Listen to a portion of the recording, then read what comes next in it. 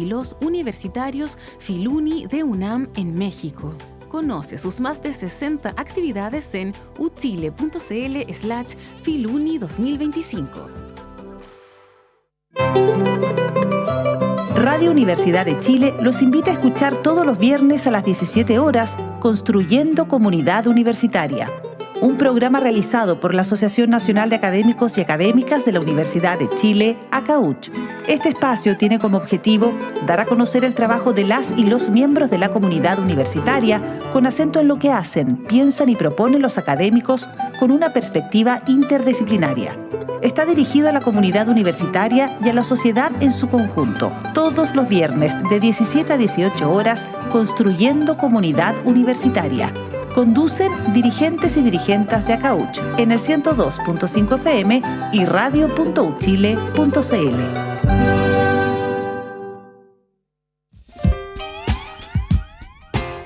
Diógenes, con su linterna, buscaba a alguien honrado y en su afán quedó frustrado, pues nuestra especie se interna con tentaciones eternas por sórdidos laberintos de apetitos y de instintos y de la ética abjura. Tal vez con buenas lecturas llegue el mundo a ser distinto. Despedimos vacaciones de invierno con descuentos de hasta 25% en selección de nuestras prestigiosas editoriales. Oferta incluye catálogo infantil y juvenil. Encuéntranos a solo un clic en prosaypolitica.cl. Teléfono 22-341-5942.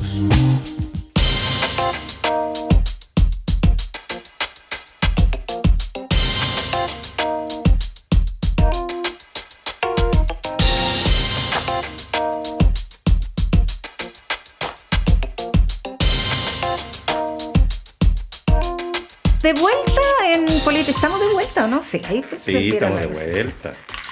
En Política en Vivo, con un gran invitado que hace tiempo no tenemos el gusto de recibir en nuestros micrófonos, Eugenio Rivera, economista, director.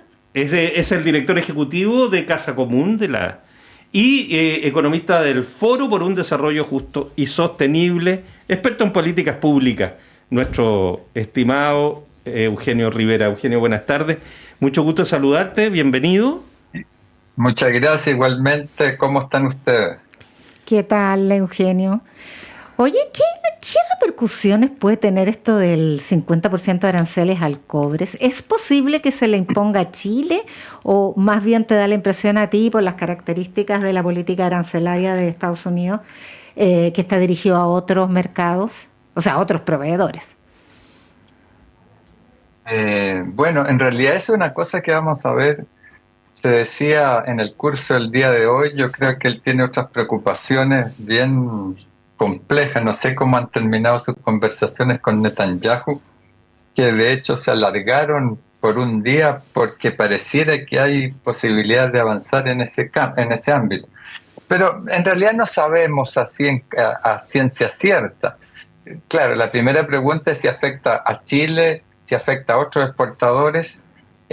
Yo creo que es muy difícil hacer una predicción. Pero quizá analizando un poco lo que es su manera de operar, yo diría que es difícil que se aplique al menos esta tasa de un arancel de 50%. Yo creo que quizás es posible que pase por encima de los acuerdos de libre comercio y imponga un cierto arancel, pero me parece difícil que sea un arancel de esa magnitud, porque Estados Unidos importa el 50% del cobre que necesita. Hoy día el problema de las grandes potencias, en general de los países desarrollados, es asegurar un suministro de aquellos minerales que son fundamentales para la electromovilidad, las baterías, para la digitalización general y la aplicación general de inteligencia artificial, y todos estos minerales son muy relevantes para eso. Entonces yo creo que más allá de lo que pueda ser su espíritu digamos difícil, tiene que reconocer que hay una cierta realidad que se impone, y en ese sentido yo creo que hay que esperar. Ahora, desde el punto de vista a largo plazo, yo creo que si uno toma en cuenta esta idea de la búsqueda de suministros seguros, les voy a dar un ejemplo. Hay hoy día 50 millones de vehículos eléctricos, que representan más o menos un 4% del stock general de vehículos en el mundo. Y lo que se supone es que en los próximos 10 años va a haber un cambio en la relación muy importante. Ya incluso en algunos países no van a haber vehículos, digamos, tradicionales, sino que todos van a ser eléctricos. Y, por ejemplo, en lo que se refiere a la relación general es que un auto eléctrico requiere 5 veces más de cobre que los autos tradicionales. En ese sentido, el gran problema que tiene el desarrollo de la electromovilidad es justamente disponer de esos recursos. En ese sentido, yo creo que ahí va a haber más cuidado. Y por otra parte, yo creo que la importancia del insumo cobre para una serie de actividades de transporte, construcción, electromovilidad, batería, etcétera, hace que si se aplican esos aranceles, el impacto inflacionario puede ser muy grande, que se va a sumar a toda la aplicación de otros aranceles, y eso puede generar, ese impacto inflacionario puede ser complicado políticamente. Ahora, hay una cosa que a mí me cuesta entender de cuando tú le pones aranceles, por ejemplo, del 50% al cobre que te va a ingresar, porque yo entiendo que el arancel tiene como sentido proteger lo interno, ¿no? Y proteger tu capacidad de producción interna. Pero minerales tienes o no tienes, pues si tenés que comprar cobre, tienes que comprar nomás, pues no vas a decir voy a hacer más cobre porque está o no está, ¿no? Entonces como medio raro eso. Claro. Tú ahí tienes un punto, ¿no? Sin duda, porque la orientación general es que, por ejemplo, lo último que se ha anunciado es la eventual aplicación de un arancel del 200% para todo lo que son los medicamentos. Claro. Y está dando un determinado plazo para que se instalen, y a partir de pasado ese plazo se va a aplicar ese arancel. Ahí uno puede pensar que hay una cierta lógica, en el sentido que habría un periodo para que muchas empresas trasladen sus instalaciones industriales a Estados Unidos. No es tan simple el asunto, pero por lo menos hay una lógica. En cambio, claro, el problema del cobre es que no solamente que hay desarrollar un proyecto de minería del cobre, en general de minería son 8 años, 10 años, y en ese sentido un arancel de ese tipo no se va a poder compensar, o digamos, las dificultades que plantea el arancel no van a poder ser resueltas simplemente abriendo nuevas, industrias, nuevas fábricas, de fabricación de cobre o de elaboración de cobre, ¿no? Ese es un tema de largo plazo. Y en ese sentido yo creo que es un poco payaseo cuando la gente de oposición habla mucho de que que el gobierno se da gustito. Aquí el tema no es gustito, aquí es Estados Unidos necesita mucho cobre, y en ese sentido yo creo que el 50% es como dice Trump, para empezar a negociar. Además, ¿cuál es el gustito? Es rico el cobre. Bueno, No, pero el gustito es ir al BRICS. Por ejemplo. Claro. Eugenio. Son algunas. No, es que quería cambiar de tema porque esta semana conocimos o la semana pasada, se pasan muy rápido las semanas, una propuesta de modificación a la medición de la pobreza que es tan rigurosa en sus indicadores que aquello que hoy día significa 6 llegaría a significar 20 en porcentual de pobreza. ¿Eso qué implicancias tiene? En general fue una solicitud del gobierno pedir una modernización de estos indicadores, pero yo no sé si se pueden comparar con experiencias de otros países, como para comparar la pobreza, porque entre 6 y 20 hay una diferencia bien importante. Y bueno, en general, con el desarrollo económico y social que experimentan los países, es necesario e indispensable, diría yo, ir perfeccionando los métodos de medición. Y ello es además muy importante porque es lo que permite orientar de una manera más efectiva las políticas públicas, tendiendo a ir mejorando esa medición. Yo diría que el gran paso que se dio fue pasar simplemente de una medición de ingresos a lo que se ha llamado la perspectiva multivariable. Es decir, que ya no solamente se ve el ingreso, sino que se ven temas relacionados con la salud, con la educación, con la vivienda, etcétera. y eso ya representa un paso importante, porque esta multidimensionalidad de la pobreza es fundamental de entender. Ahora, yo tiendo a coincidir contigo, no sé si a eso apuntaba tu pregunta, en términos de las dificultades técnicas crecientes que puede plantear este tema.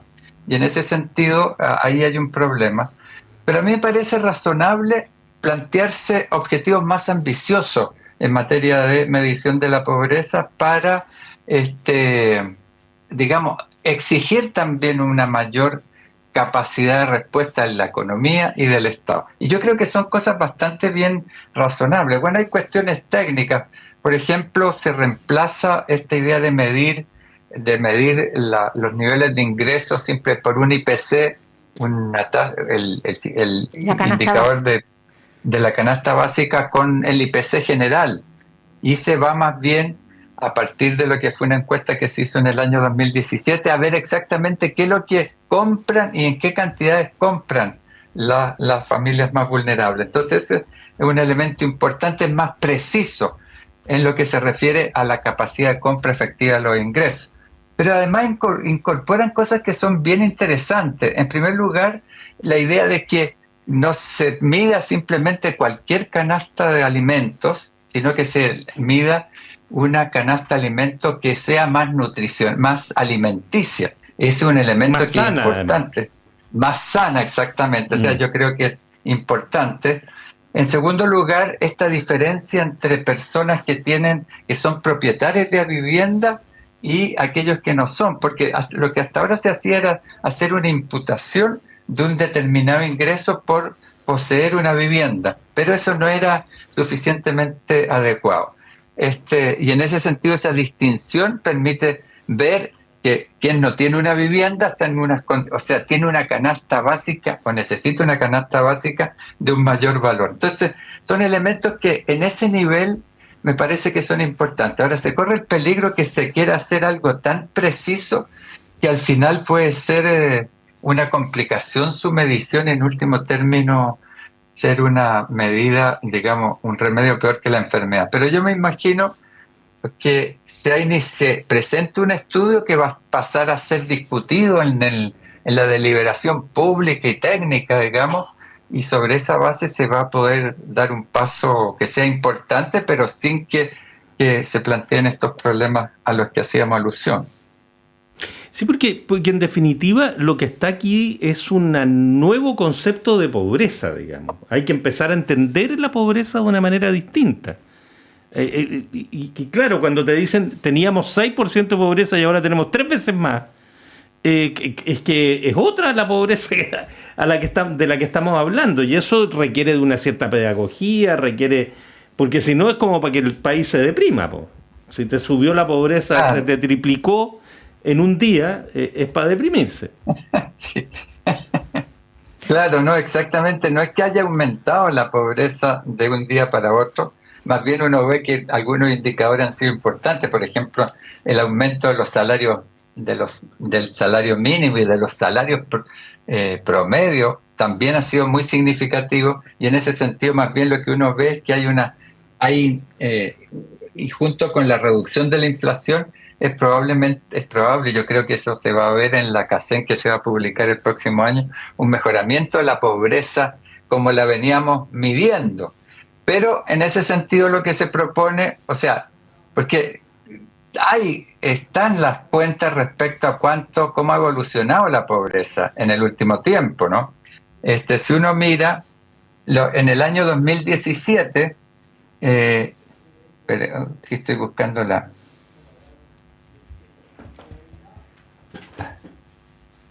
porque en definitiva... En el año 2017, la pobreza con la metodología antigua era 8,7%. Con la nueva medición es 24%. En el 2020 la pobreza subió a 10,8% en la antigua y a 32,2% en la nueva, pero en la última bajó a 6,5% según la medición tradicional y a 22% según la nueva fórmula. Entonces, lo que estamos haciendo no es simplemente, no es que se ha echado a perder la situación, sino que simplemente está mejorando la medición. Ahora, el punto es que eso tiene repercusiones para varias políticas públicas que se focalizan según la línea de la pobreza.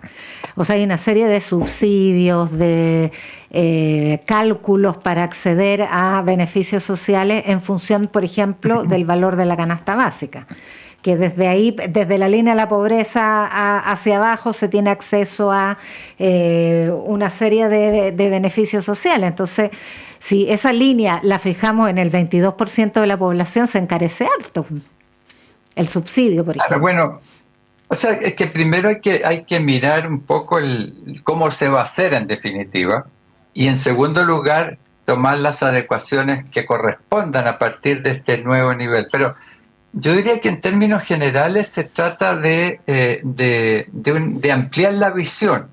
Y creo yo que eso es importante desde el punto de vista de la evaluación de la gestión de este gobierno, porque lo que ha estado haciendo el gobierno a mí me parece que está en los distintos ámbitos, en el ámbito de seguridad, pero en el ámbito económico particularmente, estamos empezando a mejorar una serie de cosas. Tenemos una nueva ley de permisos sectoriales que va a permitir acelerar los procesos de inversión. Tenemos aquí un instrumento más preciso para ver cómo el progreso de la sociedad, el progreso de los sectores más vulnerables, corre en un mismo ritmo que los mejoramientos en términos económicos en sentido estricto. Entonces, yo veo que porque hemos dicho, queremos parecernos más a los países desarrollados, pero eso implica ser más exigentes en los distintos indicadores. Ahora, tú tienes razón que esto puede implicar, problemas que demandan un ingreso, o sea, problemas de financiamiento un poco excesivo, pero yo creo que lo que se trata es que estamos tratando de tener un indicador síntesis que permite ir viendo los avances en los distintos ámbitos.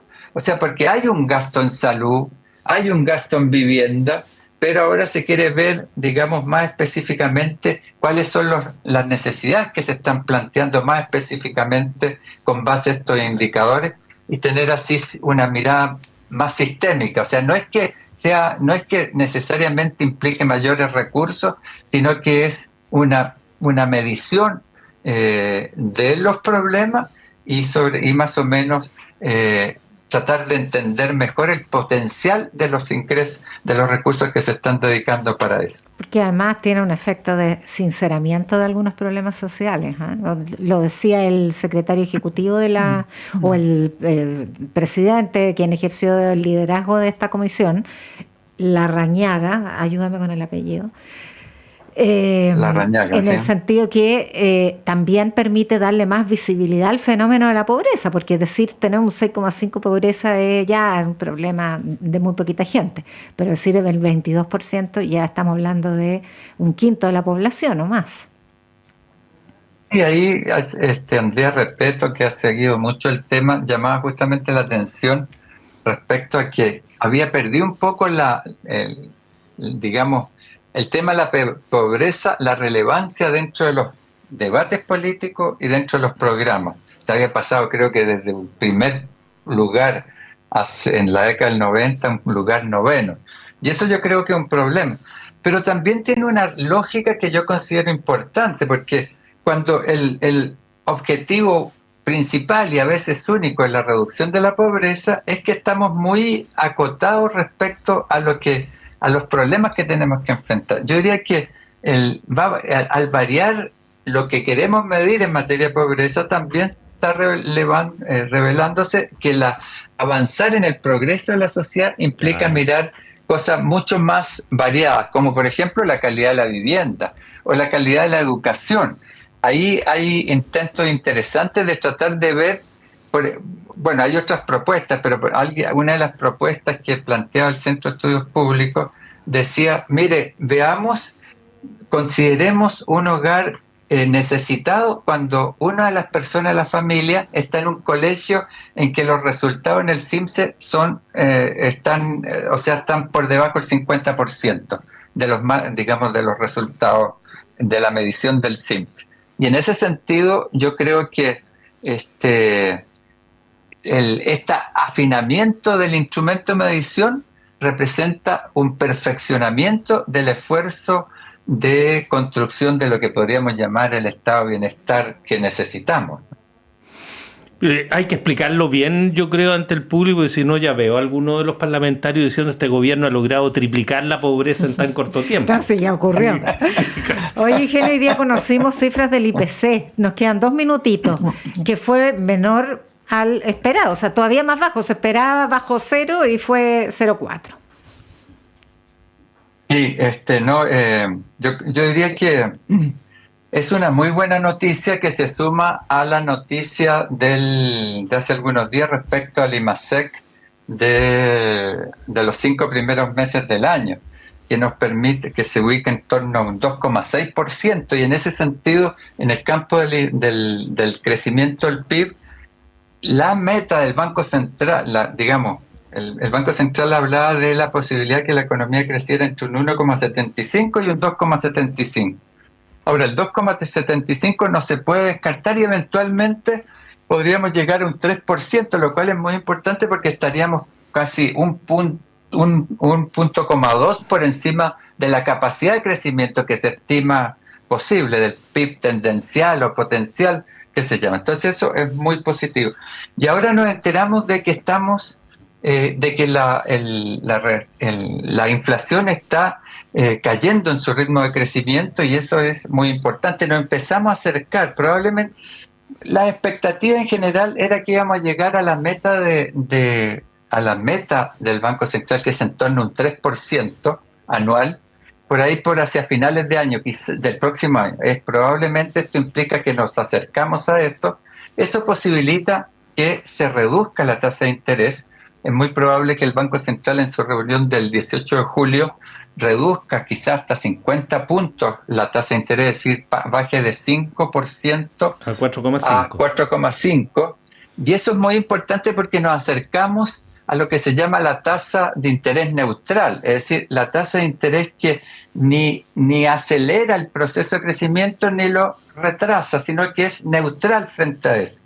Y el problema es que en los últimos 4 años, incluso más, hemos vivido con una tasa de interés que implica una restricción al crecimiento. Y en ese sentido, si metemos otro tema, es el del empleo, que también fueron cifras que conocimos hace poco, en que se aumenta la tasa de desempleo, en particular la de las mujeres, y pese a que en estos 3 años y medio la población ocupada ha crecido en torno a 600.000 personas. Entonces, uno de los problemas, porque ha habido una amplia discusión respecto a las causas de este fenómeno. Algunos dicen que el aumento de los salarios ha afectado, otros dicen que son efectos de las reformas que han impactado negativamente en el empleo, a pesar de que ninguna de las reformas ha entrado en vigencia. Y la otra también que no podemos dejar de lado es que hay cambios muy importantes en materia tecnológica. Es cosa ver los supermercados que cada vez, por ejemplo, hay menos cajeras y uno se hace el pago directamente. Entonces, yo diría que esta noticia es muy importante porque esa tasa, la tasa de interés, la tasa de política monetaria podría permitir un mejoramiento del funcionamiento económico mejor, y quizás se confirme que la economía crezca este año un 3%, lo que implica que el próximo gobierno va a estar en otras condiciones, mucho más positivas, que se van a sumar a otras que tener, por ejemplo, que se mantiene nuestra deuda externa, no tiene nada que ver con la de los otros países, ni desarrollados ni subdesarrollados, etcétera. Nuestra cuenta, el déficit de cuenta corriente está en un 2%, que es también algo muy especial en el mundo y que, por ejemplo, Piñera lo dejó en torno a 8 o 9 puntos del PIB. Entonces, estamos con yo diría 2 cosas y ahí termino. Tenemos una economía que está funcionando mejor, pero tenemos también una serie de elementos que están favoreciendo el esfuerzo de inversión, que todos sabemos qué es lo que falta, y yo diría que estamos en un momento también de normalización muy importante. Eugenio Rivera, economista, director ejecutivo de Casa Común, economista del Foro por un Desarrollo Justo y Sostenible. Como siempre, un gusto compartir este tiempo contigo, Eugenio. Un millón de gracias. No, muchas gracias por la invitación. Me encanta estar con ustedes. Eso, Eugenio, muchas gracias. Y nos vamos a ir corriendo, Yanna. ¿Sabes por qué? Sí, pues. Tenemos un lujo en la sala máster. Ya se los cuento. Tania González y Fernando Sepúlveda han estado en la producción periodística, Patricio Núñez y Ariel Acevedo en la puesta al aire.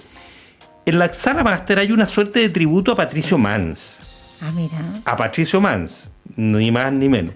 Y quien encabeza este recital de hoy es José Cebes, quizás una de las grandes voces, Inti Illimani, por cierto, una de las grandes voces de nuestra música, acompañado por el grupo Equipaje. Cebes y Equipaje cantando a Mans, imperdible.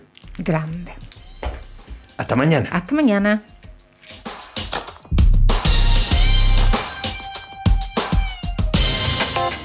El Departamento de Prensa de Radio Universidad de Chile presentó Política en Vivo.